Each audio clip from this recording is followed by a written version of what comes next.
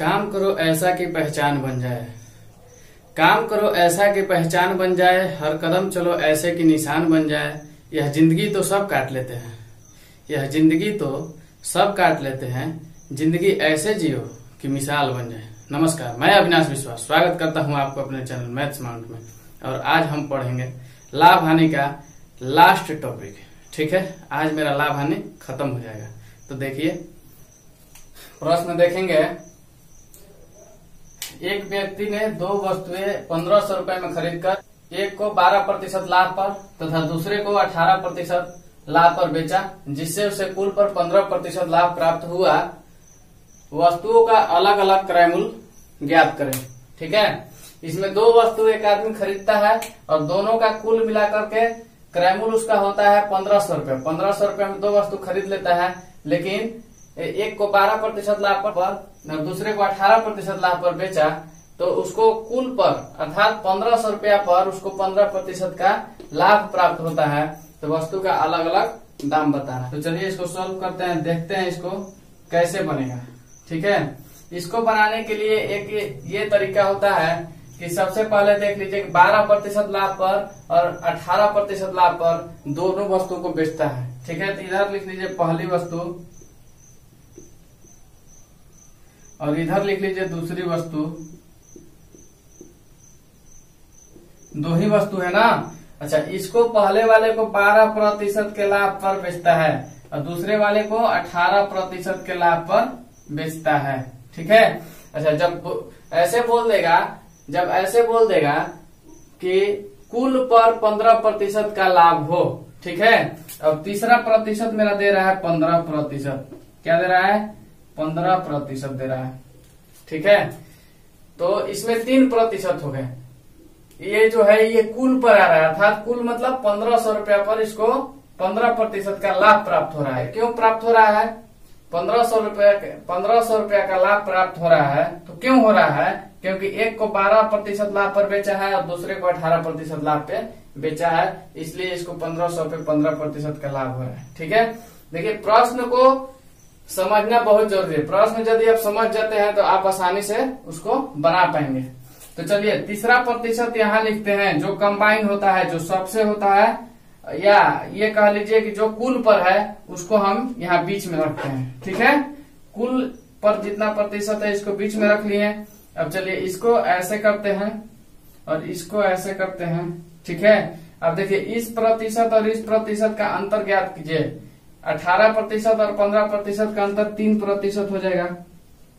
ठीक है, और 12% और 15% का अंतर 3% हो जाएगा। ठीक है, ये प्रतिशत से प्रतिशत कट जाता है और 3 ये 3 हो गया। ठीक है, क्या हो गया? 3:3। इसको ऐसे लिखेंगे। ठीक है, सबसे पहले क्या कर रहे हैं कि पहला प्रतिशत और दूसरा प्रतिशत को लिख लिए और तीसरा प्रतिशत जो कुल पर दिया हुआ है उसको बीच में लिख लिए। अब इससे इसका रिलेशन देखें, इससे इसको घटाएं तो पता चला कि 3% का अंतर है इन दोनों के बीच में। अच्छा, इसके और इसके बीच में भी 3% का अंतर हो गया। बात मेरा निकल के क्या आया? 3:3 आया। ठीक है, यदि अनुपात में रहता है 3:3 का मतलब हो गया। ठीक है, इधर देख लीजिए 3:3 का मतलब हो गया, ये एक बार में दोनों कट रहा है 1:1। ठीक है, इसको ऐसे लिखते हैं। अगर आपको कहीं मिल जाए 5:15 तो आप क्या करिएगा? इसको कटाते हैं। 5 एकम 1 और 5 3 15। क्यों कटाते हैं? ये देखिए अनुपात एक्चुअली भाग के रूप में होता है, भाग के रूप में होता है, इसीलिए कटाते हैं। अब 5:15 लिखे थे तो 5/15 हो गया। अब बताइए नहीं, ये कटता है 1:3, तो यही 1:3 हो गया। मेरा 3:3 है, तो उसी तरह से 3/3 किए तो 1:1 आया। ठीक है, अब चलिए जो अनुपात आ जाता है ना उसको अनुपातिक योग निकालते हैं। अनुपातिक योग बराबर क्या हो जाएगा मेरा? 1 + 1 मिल करके 2 हो जाएगा। ठीक है, इतना काम कर लेना है। अच्छा, अब उसके बाद में यदि अलग अलग क्रय मूल्य आपको ज्ञात करने के लिए बोला जा रहा है तब, ठीक है, तो पहले ये जो आया ना, ये 1 जो आया ये पहले के लिए हो गया, फर्स्ट के लिए, पहला वस्तु के लिए, ये सेकेंड वस्तु के लिए हो गया। ठीक है, अच्छा चलिए पहला वस्तु का क्रय मूल्य निकालेंगे हम। पहला क्रय मूल्य पहला क्रय मूल्य निकालेंगे तो क्या हो जाएगा, यहाँ पे देखिए पहला क्रय मूल्य मेरा आएगा एक ऊपर में, और जो अनुपातिक जोग होता है उसको नीचे में रख देते हैं। ठीक है, जिसको निकालना है उसको ऊपर और टोटल को जोड़ करके नीचे। टोटल कौन कौन हो गया, एक और एक, ये दो। ठीक है, उसको जोड़ करके नीचे। जिसको निकालना होता है उसको ऊपर और टोटल को जोड़ करके नीचे। इस चीज को याद रखिएगा। अच्छा, अब देख लीजिए कुल पैसा कितना है। कुल पैसा कितना है, तो 1500 रुपया है। ठीक है, अब इसको इससे काट लीजिए। ये देखिए 7.5 आ गया पहला वस्तु का। पहला वस्तु का कितना आ गया, 7.5। ठीक है, अच्छा अब दूसरा वस्तु का कितना हो जाएगा, दूसरा वस्तु का भी 7.5 हो जाएगा। ठीक है, 1500 में से 7.5 को घटा लीजिए तो दूसरा का भी 7.5 हो गया।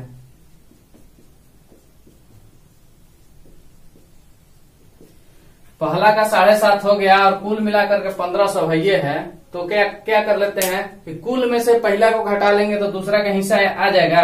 तो वही किए हैं कि 1500 रुपया में से 750 घटा दिए हैं तो 750 हो गया। या ऐसे भी देख लीजिए 750 750 मिलकर के 1500 हो जाता है। ठीक है, प्रश्न दिया हुआ है मोहन ने 18,000 रुपए में 2 पुराने स्कूटर खरीदे। एक को 25% लाभ तथा दूसरे को 20% हानि पर बेचने से कुल मिलाकर न तो लाभ न ही हानि हुआ।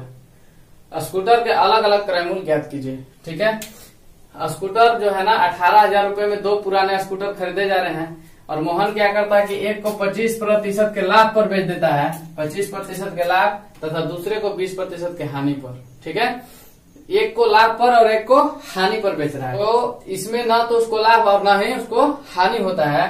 तो स्कूटर का अलग अलग क्रय मूल्य बताना है। ये देखिए सेम चीज है, उसमें दोनों लाभ दिया हुआ था, इसमें एक लाभ और इसमें एक हानि दिया हुआ है। तो देखिए कैसे बनाएंगे, वही चीज करेंगे जो उसमें किए थे। लाभ और हानि देने से कोई मतलब नहीं है, हमको सिर्फ अंतर चाहिए। यहाँ पे देख लेंगे पहला स्कूटर हो गया यहाँ पे और यहाँ पे दूसरा। ठीक है, अब इसको जो है ना कितना प्रतिशत के लाभ पर बेचा जा रहा है, तो 25% के लाभ पर बेचा जा रहा है। और इसको कितना प्रतिशत के हानि पर बेचा जा रहा है, तो इसको 20% के हानि पर बेचा जा रहा है। ठीक है, और इसको ना बेचने से कुछ नहीं होता है। जब कुछ नहीं होगा तो 0% यहाँ पे लिख लेंगे। ठीक है, ना तो लाभ और ना ही हानि के लिए क्या लिख लेंगे, ना तो लाभ और ना ही हानि के लिए यहाँ पे क्या लिखेंगे, 0% लिखेंगे। अच्छा 25% क्या हुआ, लाभ हुआ कि हानि, लाभ हुआ। 20% क्या हुआ, हानि हुआ। ठीक है, अच्छा हानि और लाभ में पहचान नहीं हो रहा है ना, इसलिए यहाँ पे माइनस लगा देते हैं। अब चलिए इसमें से इसको घटा लेंगे तो यहाँ लिखेंगे और इसमें से इसको घटा लेंगे तो यहाँ लिखेंगे। ठीक है, अब इसको चलिए यहाँ पे क्या हो जाएगा, 20 हो जाएगा और यहाँ पे क्या हो जाएगा, 25 हो जाएगा। कैसे हो गया, ये दोनों प्रतिशत फिर अनुपात, ये प्रतिशत तो प्रतिशत काट दिए, 20:25 हो गया। तो अनुपात मेरा क्या निकल गया है यहाँ पे, 20:25 ना। इसको काटिए 5, 4:5 हो गया है। ये 4 बार में कटा और ये 5 बार में कटा। ठीक है, 5 चौका 20, 5 5 25 बराबर 4:5 आ गया। तो अब चलिए अनुपातिक जोग निकाल लेंगे। अनुपातिक जोग मेरा कितना हो जाएगा, अब यहां से देख लीजिए, अनुपातिक योग बराबर हो जाता है 4 + 5 = 9। 4 + 5 बराबर 9। ठीक है, अच्छा अब अलग अलग क्रय मूल्य हमको बताना है। तो चलिए पहला स्कूटर का बताते हैं हम। पहला स्कूटर का क्रय मूल्य बराबर क्या हो जाएगा मेरा, पहला का अनुपात कितना दिया हुआ है, पहला का अनुपात 4 दिया हुआ है। यहाँ भी देखिए, यहाँ से भी पता चल जाता है, लेकिन यहाँ देखिए 4 अनुपात दिया हुआ किसका, पहला का। तो जिसका पूछेगा उसके हिस्सा को ऊपर रख लेंगे। तो पहला का अनुपात 4 है, इसलिए 4 को ऊपर। अच्छा दोनों को जोड़ करके नीचे, दोनों को जोड़ने के बाद कितना है, 9 आ गया है, इसको लिख लेंगे हम नीचे। ठीक है, अच्छा कुल पैसा कितना है, 18,000। कुल पैसा 18,000 है ना, कुल पैसा 18,000। अब चलिए इससे इसको काट लेंगे, कितना बार में जाएगा, 2000 बार में कटा, अर्थात मेरा निकल क्या आ गया, 8,000 रुपया। 4 दूना 8। ठीक है, पहला स्कूटर का दाम निकल के आ गया कितना, 8,000 रुपया। अच्छा दूसरा स्कूटर का कितना हो जाएगा,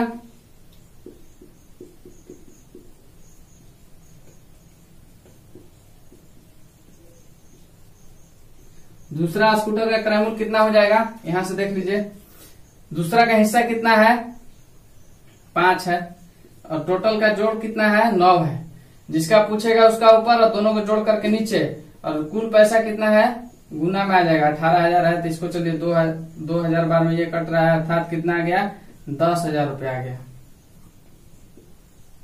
10,000 आ गया, ठीक है। अच्छा, ऐसा होता है कि यदि हम पहला का निकाल लेते हैं तो दूसरा का डायरेक्टली निकाल सकते हैं। वो कैसे निकाल सकते हैं, कुल पैसा में से 18,000 में से एक हिस्सा निकाल लीजिए। मान लीजिए 2 आदमी का हिस्सा है कहीं पे 18,000 रुपए का, और एक आदमी का हिस्सा उसमें से 8,000 रुपया हो गया, तो दूसरा आदमी का हिस्सा कितना हो जाएगा, जो बचा हुआ है, जो शेष बचा वही ना हो गया।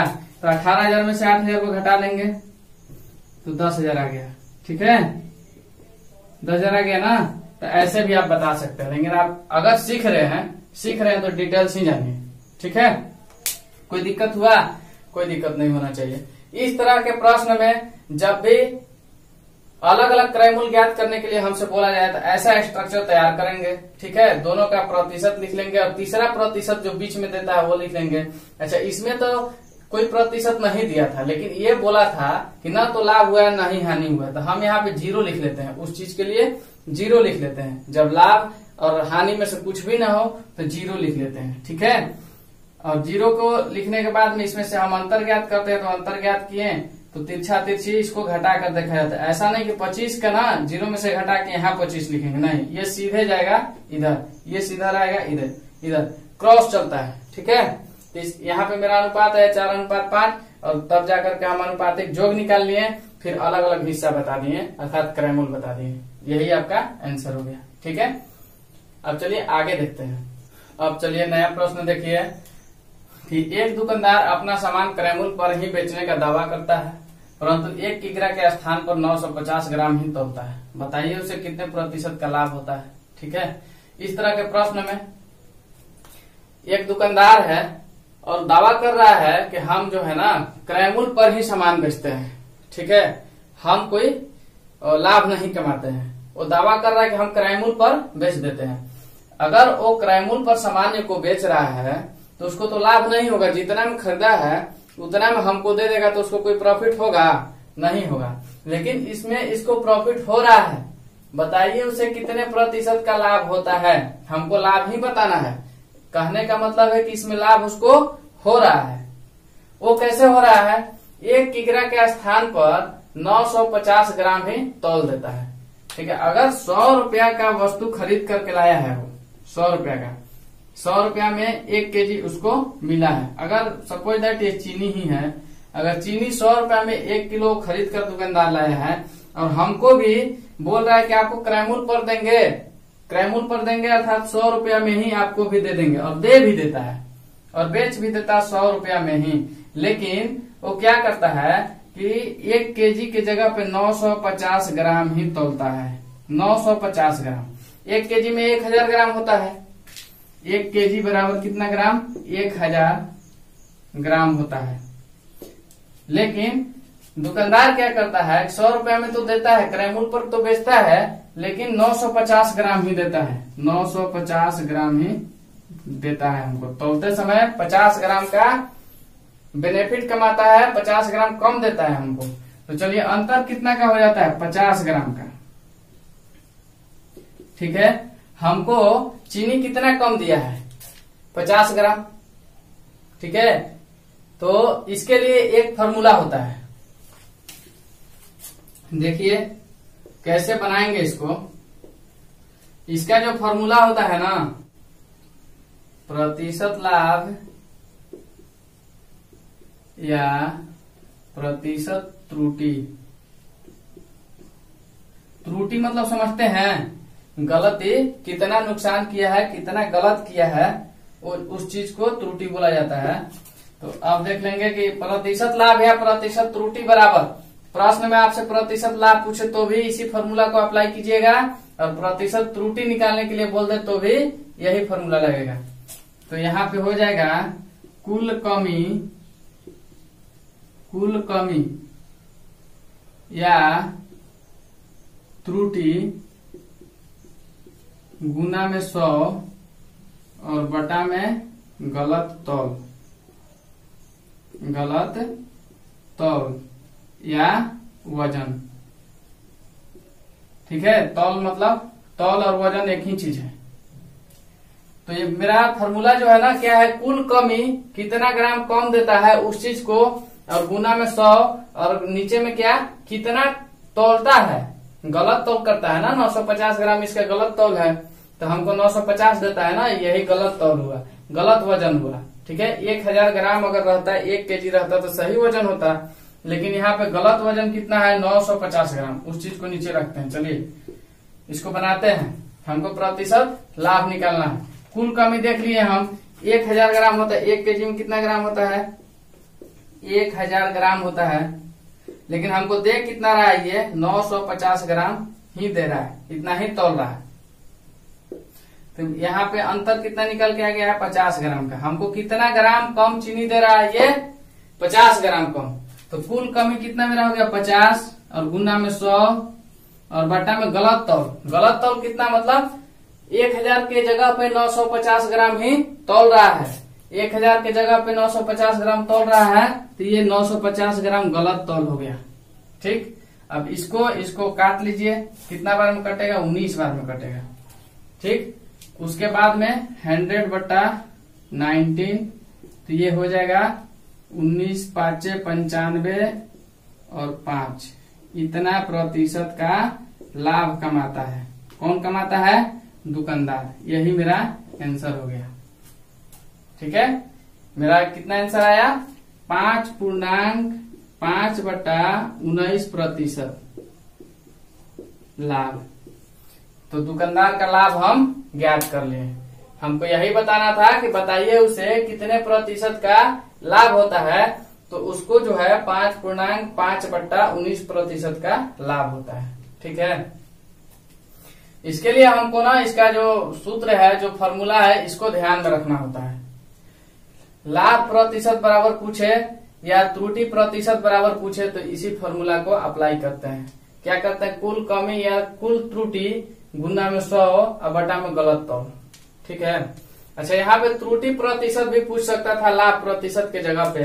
तो त्रुटि कितना कर रहा है, तो 85 ग्राम का त्रुटि कर रहा है, गलती इतना ही का कर रहा है। ठीक है, तो अगर त्रुटि प्रतिशत भी पूछे तो यही आंसर होगा। चलिए एक प्रश्न और देखिए।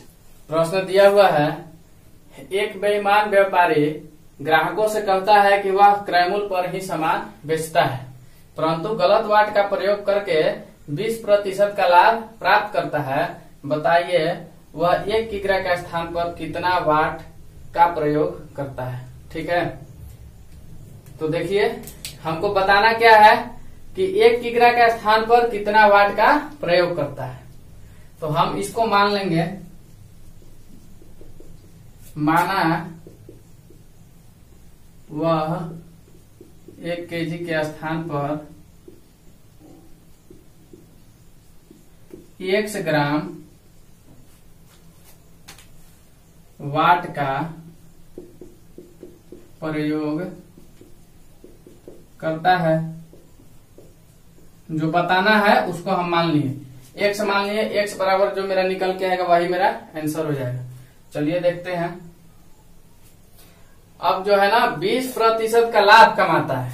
हम आपको ट्रिक क्या दिए हुए हैं कि प्रतिशत लाभ बराबर या प्रतिशत त्रुटि बराबर, तो प्रतिशत लाभ की बात हो रही, त्रुटि की नहीं हो रही, इसलिए प्रतिशत लाभ बराबर कुल कमी गुना में 100 और नीचे में गलत वजन, गलत वजन। ठीक है, तो मेरा प्रश्न में दिया हुआ है कि 20% का लाभ कमाता है, तो लाभ के जगह पे 20 रख लीजिए। जितना प्रतिशत का लाभ दे रहे हैं वहां पे लिखेंगे।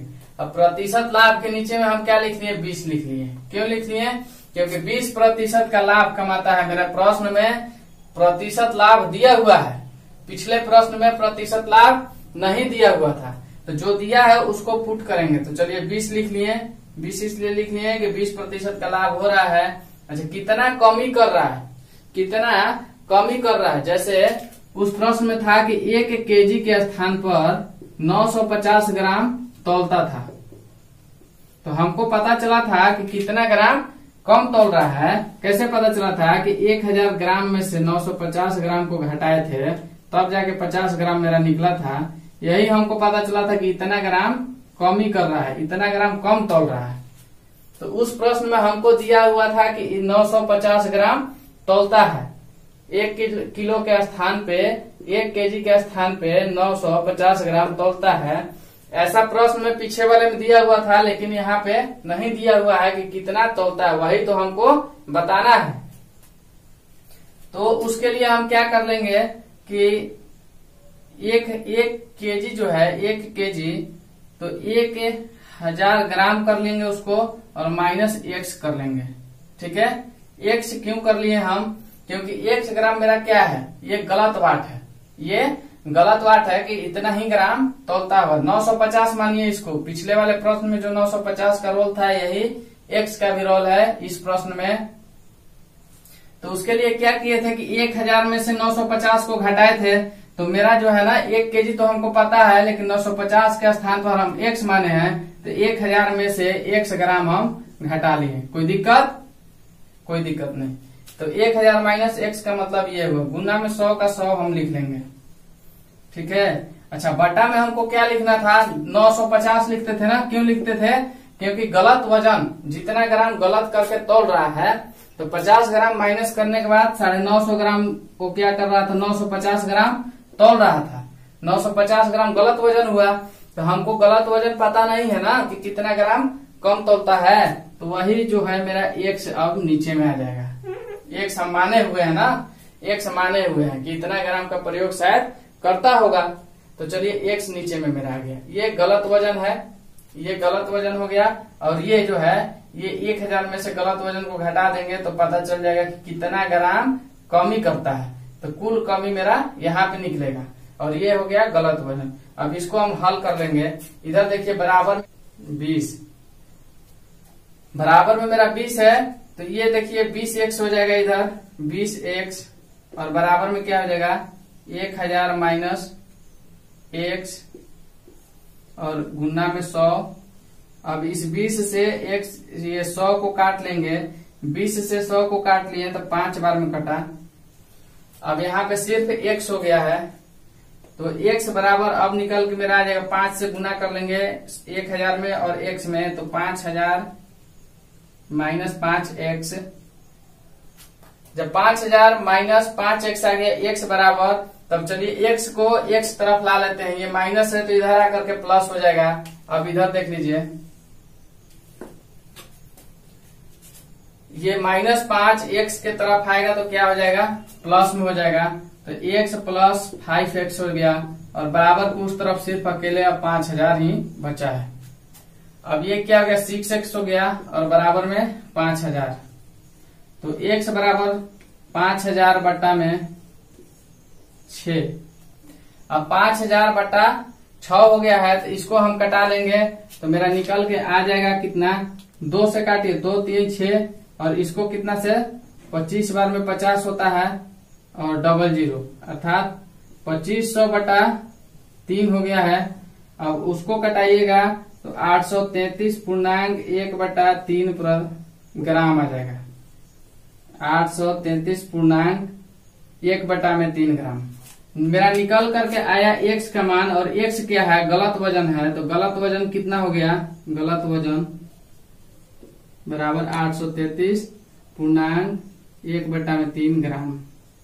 यही आंसर हुआ, यही आंसर हो गया। 833.1/3 ग्राम तौलता है, तब जाकर के उसको 20% का लाभ होता है। ठीक है, तो हमको ज्ञात यही करना था कि 1 किलो के स्थान पर कितना वजन का प्रयोग करता है। तो हमको पता चला कि 1 किलो के स्थान पे 833.1/3 ग्राम का प्रयोग करता है, तब जाकर के उसको 20% का लाभ हो जाता है। ठीक है, दुकानदार जो है, वो व्यापारी जो है काफी चालाक है। वो बोल देता है कि हम जो है ना क्रय मूल्य पे आपको सामान दे देंगे, जितना हम खरीदे उतना में दे देंगे। अब ग्राहक सोचता है कि बड़ा ईमानदार है भाई, ये हमको जितना मिला है उतना में दे दिया, खुश हो जाता है। लेकिन करता क्या है कि वजन करते समय 1 केजी की जगह पे कम करके तोलता है। ठीक है, जो कम करके तोलता है तो वजन कितना होता है। पिछला प्रश्न में 950 ग्राम तोल रहा था, लेकिन इसमें 833.1/3 ग्राम ही तोल रहा है, तो 20% का लाभ हो जाता है उसको। ठीक है, तो चलिए कमेंट करके बताइएगा ये प्रश्न आपको कैसा लगा, क्या आप समझ पा रहे हैं। अगर समझ पा रहे हैं तो लाइक, सब्सक्राइब और शेयर करना मत भूलिएगा। अब कल आएंगे हम बट्टा वाला प्रश्न लेकर के। ये मेरा आज लाभ और हानि समाप्त हो गया। हम प्रतिशत पढ़ा दिए, लाभ और हानि पढ़ा दिए, और कल शुरू करेंगे बट्टा, डिस्काउंट। धन्यवाद।